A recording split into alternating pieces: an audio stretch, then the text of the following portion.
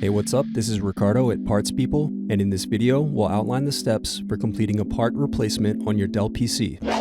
Visit our website and use this coupon for a 5% off discount.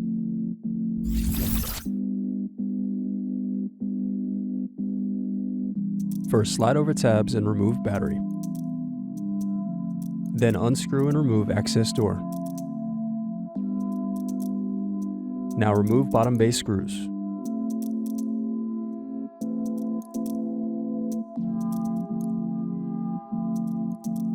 Now press in tabs to separate and turn over keyboard. Then disconnect and remove keyboard. Now unscrew palm rest.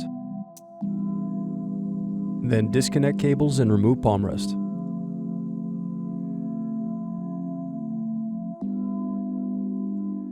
Now disconnect and remove SD/USB circuit board.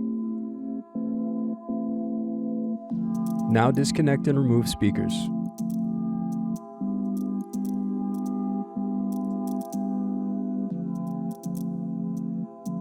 Thanks for watching. Don't forget to like and subscribe if you enjoyed this video.